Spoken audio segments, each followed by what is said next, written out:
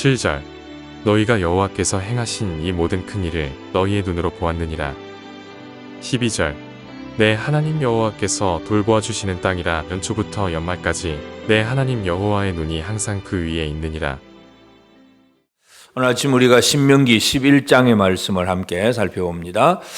모세는 이처럼 이 가나안 땅에 들어가야 될 백성들, 그 백성들에게 이제 광야 40년의 생활을 마치고 이제 그들을 또 지나온 과거를 회상을 하면서 앞으로 들어가야 될 땅이 어떤 땅인가, 하나님의 약속은 어떻게 이루어지는가 이 얘기를 하면서 그 하나님, 약속을 이루시는 하나님 앞에서 우리가 어떤 삶을 살아야 되느냐, 이것이 바로 신명기의 주제입니다. 그래서 신명기에서 계속해서 지나온 과거와 또 앞으로 이루어질 일들을 얘기를 하면서 우리의 마음을 낮추고 겸손하게 또 늘 하나님 말씀을 가까이 하는 그런 삶을 살아야 된다는 얘기를 하고 있습니다. 그래서 오늘 먼저 또 11장에서도 마찬가지인데 오늘 1절부터 7절 사이는 이제 이들이 과거에 있었던 그 이전 이야기를 먼저 합니다. 그래서 7절에 보면 너희가 여호와께서 행하신 이 모든 큰 일을 너희 눈으로 보았느니라.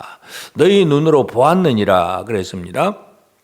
그 큰 일이 무슨 일이냐 하면 그 3절에 애굽에서 그 왕 바로와 그 전국에 행하신 이적과 기사와 애굽에서 10가지 재앙을 내리고 그래서 뭐 장자들이 죽고 하는 모든 놀라운 일들, 그 다음에 4절에서는 또 홍해를 건너고 그래서 애굽 병거는 또 이 홍해 바다에 다 수장되고 홍해 바다를 가르고 건너왔던 일들, 그 다음에 또 5절에서 광야에서 너에게 행했던 모든 일들, 광야에서 매일 만나를 내려주시고 또 이 반석에서 물을 내어주시고 또 메추라기를 몰아와서 고기도 주시고 이 행하셨던 하나님의 모든 일들, 그리고 이제 이 모든 일들뿐만 아니라 그 다음에 6절에서는 이 고라의 무리들, 르우벤 자손 다단과 아비람, 이 고라의 무리들이 모세를 반역하다가 또 죽었던 일들, 그런 것, 이런 것들을 너희가 다 보았느니라 그랬습니다.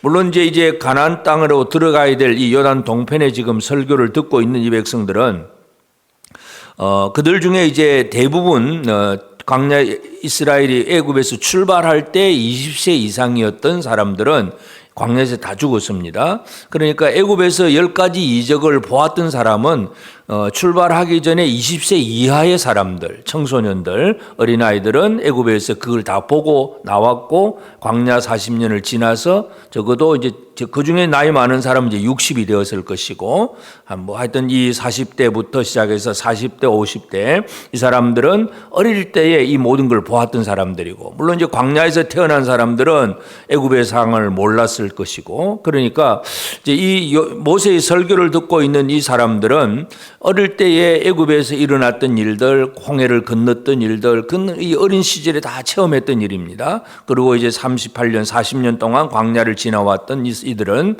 바로 그들의 삶 속에서 하나님께서 그들을 어떻게 인도해 주셨느냐, 그리고 모세를 반역하면 어떻게 되느냐, 땅이 갈라져서 고라의 무리들이 다 땅속에 그냥 다 삼켜지는 놀라운 사건까지 다 보았던 사람들입니다. 그래서 7절에서 너희가 행한 모든 큰 일을 너희 눈으로 보았느니라. 결국 보았다는 얘기는 직접 본 사람이 있는가 하면 광야에서 태어난 사람들은 다 보지 못한 사람들일 수도 있습니다. 이들은 또 그들의 선배로부터, 아버지로부터 들어서 아는 그런 이야기들입니다. 그래서 일단 우리는 우리가 직접 본 사람일 수도 있고 아니면 들어서 아는 사람일 수도 있습니다. 하여튼 과거에 하나님께서 어떤 일을 이루셨는가, 하나님이 이전에 우리와 어떤 삶을 함께 하셨는가, 이것을 잊어버리지 않는 삶이 첫 번째 중요합니다. 그래서 하나님이 나와 함께 어떤 일을 이루시고 나를 어떻게 인도해 내셨는가를 절대로 잊어버리지 않는 삶이 되어야 됩니다. 그 다음에 보았기 때문에 8절에 보면 그러므로 본 사람들은 이제 어떻게 살아가야 되느냐. 그러므로 너희는 오늘 너희에게 명하는 이 모든 명령을 지키라. 그리하면 너희가 강성할 것이요 너희가 건너가 차지할 땅에 들어가서 그것을 차지할 것이다. 그래서 이미 과거의 사건들을 보고 체험한 사람들이 그러기 때문에 이제부터는 하나님의 모든 약속의 말씀을 믿고 그 말씀대로 살아야 된다는 거 얘기를 하고 있습니다. 그래서 이 약속의 말씀대로 잘 살면 하나님의 명령을 잘 지키면 어떤 복을 받게 되느냐. 9절에서 보면 여호와께서 너희에게 조상들에게 맹세하여 그들과 그들의 후손에게 주리라고 하신 땅 곧 젖과 꿀이 흐르는 땅에서 너희 날이 장구하리라. 젖과 꿀이 흘러가는 그 땅에서 너희 날이 장구하리라. 그래서 이 약속의 땅, 하나님 주시겠다고 하는 가나안 땅은 바로 앞으로 그들이 얻을 땅입니다. 요단강을 건너가서 얻을 그 땅인데 그 땅에서 이제 날이 장구하리라. 아주 평안하게 오래도록 잘 살게 될 것이다 하는 그런 약속입니다. 그러면서 그 땅이 어떤 땅인가를 또 설명을 합니다. 자, 이것은 이제 앞으로 우리가 받을 것에 대한 소망을 품는 일이기도 합니다.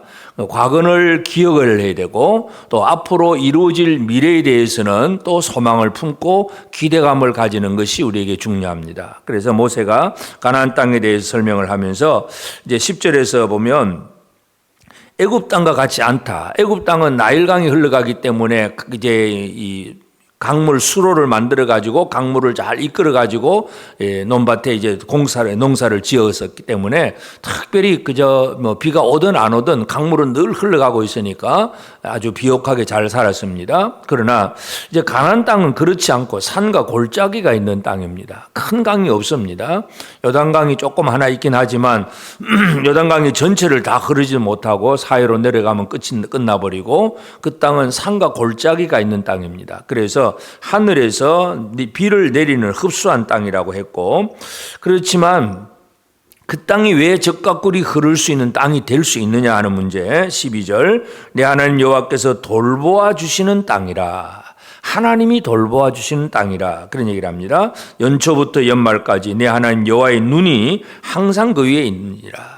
결국은 땅에 강물이 있느냐 없느냐 이게 중요한 게 아니라 하나님이 그곳에 계시느냐 계시지 않느냐가 가장 핵심입니다. 그래서 그 가나안 땅은 비록 애굽 땅과 같이 그렇게 강물이 넉넉한 그런 땅은 아니지만 여호와의 눈이 항상 그 위에 있다. 이것을 얘기하면서 그럼 하나님은 어떻게 하시느냐? 그 여호와의 눈이 그곳에 있기 때문에 가나안 땅에 산과 골짜기가 있는 땅을 하나님은 어떻게 이루시느냐 하는 문제에 대해서 14절에 보면 여호와께서 너희 땅에 이른 비 늦은 비를 적당한 때에 내릴 것이다. 이른 비와 늦은 비를 적당하게 내린다. 이 기후상 이제 6개월이라고 하는 여름에 6개월간 건기가 지납니다. 건기에는 이제 비가 한 방울도 내리지 않고 이슬만 있습니다. 그 다음에 이제 우리가 양력으로 보면 이제 한 10월, 11월경 되면 이제 이 절기상으로 이스라엘은 이제 초막절, 장막절을 지나고 나면 이른 비가 시작이 됩니다. 이른 비라고 하는 것은 결국은 그동안 6개월 동안 메말라 있던 땅에 이른 비가 내리면서 땅을 기경을 하고 농사를 시작을 합니다. 6개월 동안 이제 계속 비가 이제 오고 가고 하면서 이제 우기가 시작이 됩니다. 그리고 이제 마지막에 늦은 비, 6개월 후에 늦은 비가 내리면서 그 겨울에 자랐던 곡물들이 결실을 하게 됩니다. 결실이 더 풍성하게, 더 크게 넉넉하게 이루어지게 하는 것이 바로 늦은 비입니다. 그래서 하나님은 이 가나안 땅, 이 하늘로서 내리는 그 비만 흡수하는 땅이지만 이른 비와 늦은 비를 적당한 때에 내리신다는 사실, 오늘 우리가 이것을 잘 기억해야 됩니다. 때에 맞추어서. 때에 맞지 않는 비는 뭐 홍수가 나고 막 이상해지기도 합니다. 적당한 때에 비를 내려서 이른 비, 늦은 비를 내려서 그 땅에서 곡식을 거둘 수 있고 또 풍성하게 하고 가축을 위하여 들에 풀이 나게 하고 또 그래서 많은 것, 곡식과 포도주와 기름을 얻으리라. 곡식과 포도주와 기름, 이것은 이 땅을 살아가는 사람들에게 제일 필요한 필수품들인데 이것을 하나님이 주신다는 겁니다. 그렇기 때문에 그 하나님을 잊어버리고 살면 결코 이것을 얻을 수가 없다는 얘기. 결국은 이 젖과 꿀이 흐르는 땅이라고 했는데 그냥 자연이 흘러가는 젖과 꿀이 아니라 하나님이 함께 하셔야만이 풍성함을 누릴 수 있는 땅이 바로 젖과 꿀이 흐르는 땅입니다. 그래서 오늘 우리가 살아가는 삶 속에서도 우리가 뭐 큰 재벌처럼 넉넉하게 살지 않아서 우리는 왜 이렇게 힘들게 살까 그렇게 생각도 들지만 하나님께서 우리에게 적당한 때에 필요한 때에 이른 비가 있을 때 필요하면 이른 비를 주시고 또 결실기에는 늦은 비를 주어서 적당한 때에 무언가를 얻게 하시는 것, 이것이 바로 하나님이 인정하시는 젖과 꿀이 흐르는 땅입니다. 그래서 오늘 우리는 하나님께서 우리에게 무엇을 약속하고 있는가를 분명하게 깨달아야 되고, 그래서 이제 그렇기 때문에 어떤 삶을 살아가야 되느냐, 이 하나님을 떠나지 않는 삶을 살아내야 됩니다. 18절에 보면 이러므로 너희는 나의 이 말을 너희 마음과 뜻에 두고 또 그것을 너희 손목에 메어 기호를 삼고 너희 미간에 붙여 표를 삼고, 손목에 메고 미간에 붙여 표를 삼고 마음과 뜻에 하나님의 말씀을 두라. 절대로 하나님 말씀을 잊어버리지 말라는 얘기입니다. 그래서 어디에서든지 말씀대로 살아가는 생활, 하나님과 함께하는 생활, 이것을 이룰 때에 이 약속하신 그 땅에서 풍성한 복을 누리게 될 것이다 하는 사실, 이것을 강조하고 있습니다. 그래서 이 가나안 땅에 들어가서 그 강대한 나라들을 이제 차지하게 되는데, 24절에 너희의 발바닥으로 밟는 곳은 다 너희의 소유가 되리니 너희 경계는 곧 광야에서부터 레바논까지와 유브라데 강에서 서해까지라. 발바닥으로 밟는 곳은 다 내 것이 됩니다. 하나님과 동행하고 하나님이 함께 하시면 그 땅을 완전하게 차지할 수 있다는 사실, 이것을 또 분명히 약속을 하고 있고, 그렇기 때문에 이제 26절에 내가 오늘 복과 저주를 너희 앞에 두나니, 이제 이스라엘 앞에 놓여 있는 것은 복이냐 저주냐 둘 중에 하나입니다. 그래서 복을 받을 수도 있고 아니면 저주를 받을 수도 있습니다. 당연히 우리는 복을 선택할 수밖에 없고, 그래서 이제 모세는 이제 이 가나안 땅에 그들이 들어가서, 이스라엘이 들어가서 해야 될 일은 그리심산과 에발산에서 말씀을 선포하고, 그곳에서 말씀을 이제 축복의 말과 저주의 말을 선포하게 합니다. 6지파씩 나누어서 그리심산에서는 하나님의 말씀에 대해서 이렇게 하면 복을 받을 것이다. 그러면 6지파가 아멘 그러면서 축복을 선포를 합니다. 건너편, 골짜기 건너편 에발산에서는 또 6지파가 이렇게 하나님 말씀대로 살지 않으면 저주받을 것이다 선포하고 또 아멘 합니다. 축복과 저주를 선포하는 그런 말들을 이제 하게 합니다. 그래서 이 그리심산과 에발산은 이 가나안 땅, 하나님이 주신 약속의 땅에서 이 땅은 하나님의 말씀이 있는 곳이다 하는 것을 분명히 보여주는 것이 바로 그 말씀을 선포하는 의식이고, 그것을 행하라고 하는 것을 강조하고 있습니다. 오늘 이 아침 우리는 신명기 11장을 통해서 이스라엘 백성들에게 요구하는 것, 첫째는 이미 보았던 것을 절대로 잊어버리지 말라. 하나님의 은혜를 잊지 말라는 얘기입니다. 하나님의 은혜를 잊지 않아야 그 다음 두 번째는 앞으로 보아야 될 것을, 그것에 대한 기대감을 품고 살아갈 수가 있습니다. 은혜를 잊어버린 사람들은 늘 하나님과 이제 하나님을 망각해버리고 떠나버리는 생활을 삽니다.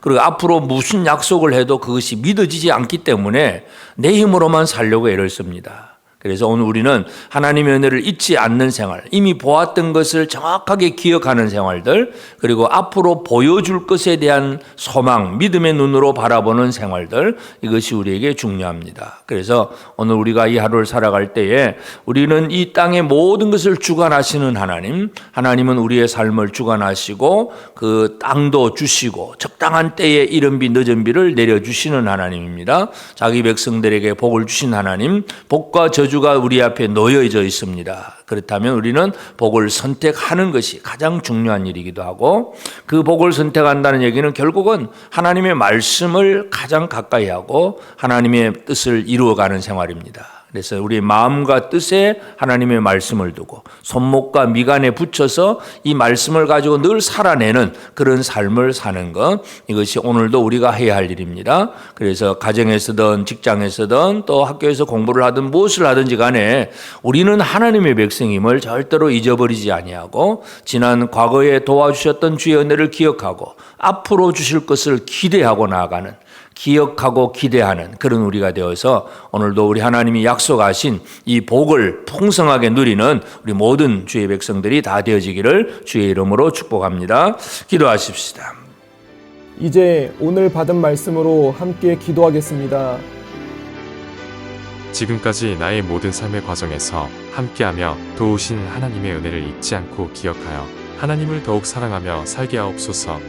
하나님께서 약속하신 말씀을 믿음으로 기대하며 내세의 소망을 품고 살아가도록 말씀을 읽을 때 깨달을 수 있도록 성령이여 도와주시옵소서.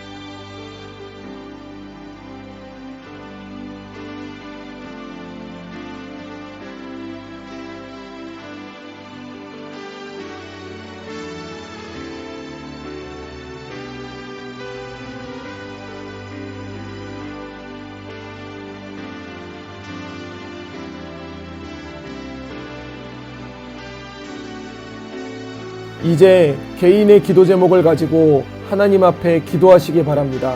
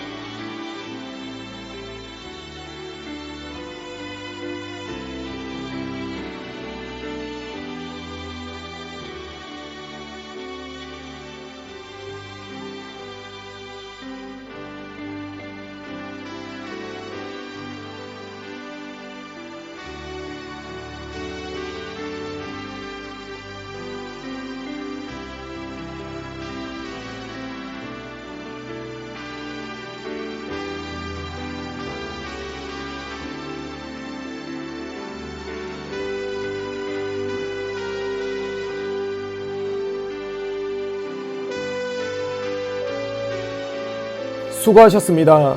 오늘도 하나님의 인도하심 가운데 승리의 하루를 보내시는 우리 재건부평교회 모든 성도님들이 되시기를 주님의 이름으로 축복합니다.